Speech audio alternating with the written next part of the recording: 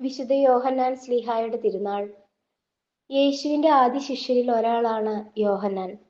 യേശുവിന്റെ ശ്രേഷ്ഠ ശിഷ്യനായിരുന്നു. സുപ്രധാന സന്ദർഭങ്ങളിലൊക്കെ യേശു കൂടെ കൂട്ടിയ 3 പേരാണ് പത്രോസ്, യാക്കോബ്, യോഹന്നാൻ. അവസാന അത്താഴ സമയത്ത് യേശുവിന്റെ വക്ഷസ്സിൽ ചാരിക്കിടന്നവൻ. മരണസമയത്ത് അവനെ അനുഗമിക്കുകയും കുരിശിൻ ചുവട്ടിൽ നിൽക്കുകയും ചെയ്ത ഏക ശിഷ്യൻ. ഇതാ നിന്റെ മകൻ, നിന്റെ അമ്മ എന്ന് പറഞ്ഞ അമ്മയായ മറിയത്തെ ഭരമേൽപ്പിക്കപ്പെട്ട ശിഷ്യൻ.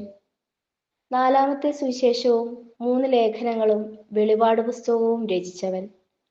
അടയാളങ്ങളുടെ പുസ്തകം 1-12 അധ്യായങ്ങൾ, മഹത്വത്തിന്റെ പുസ്തകം 13-20 അധ്യായങ്ങൾ എന്നിങ്ങനെ യോഹന്നാന്റെ സുവിശേഷത്തെ 2 ഭാഗങ്ങളായി തിരിച്ചിരിക്കുന്നു. AD 95 എഴുതി പൂർത്തിയാക്കിയതായാണ് വിശ്വസിക്കപ്പെടുന്നത്.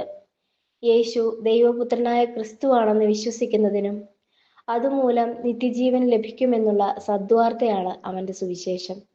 അതിനാൽ വിശ്വാസത്തിന്റെ സുവിശേഷം എന്നും വിളിക്കുന്നു. അവൻ തിരിഞ്ഞു നോക്കിയപ്പോൾ യോഹന്നാൻ വരുന്നത് കാണുകയും അവന്റെ കാര്യം എങ്ങനെയാണെന്ന് പത്രോസ് ചോദിക്കുമ്പോൾ, ഞാൻ വരുന്നത് വരെ ഇവൻ ജീവിച്ചിരിക്കണമെന്നാണ് ഞാൻ ആഗ്രഹിക്കുന്നതെങ്കിൽ നിനക്കെന്ത് എന്ന യേശുവിന്റെ മറുപടി അവന്റെ ജീവിതത്തെക്കുറിച്ചുള്ള പ്രവചനമായിട്ടാണ് ചിത്രീകരിച്ചിരിക്കുന്നത്.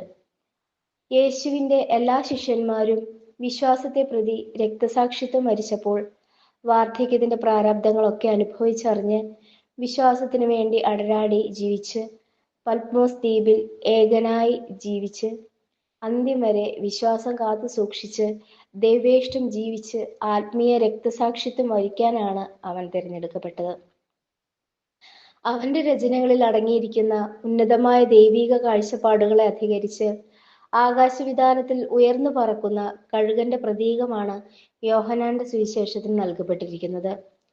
ദൈവസ്നേഹത്തെക്കുറിച്ച് ഏറെ പ്രതിപാദിക്കപ്പെട്ട രചനകളായതിനാൽ സ്നേഹത്തിന്റെ പ്രേഷിതൻ എന്നാണ് അദ്ദേഹം അറിയപ്പെടുന്നത്.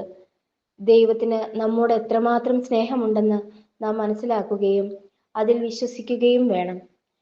സ്നേഹത്തിൽ വസിക്കുന്നവൻ ദൈവത്തിലും ദൈവം അവനിലും വസിക്കുന്നു. സ്നേഹിക്കാത്തവൻ മരണത്തിൽ നിലനിൽക്കുന്നു. സഹോദരനെ വെറുക്കുന്നവൻ കൊലപാതകിയാണ്, അവന് നിത്യജീവൻ ലഭിക്കുകയില്ല.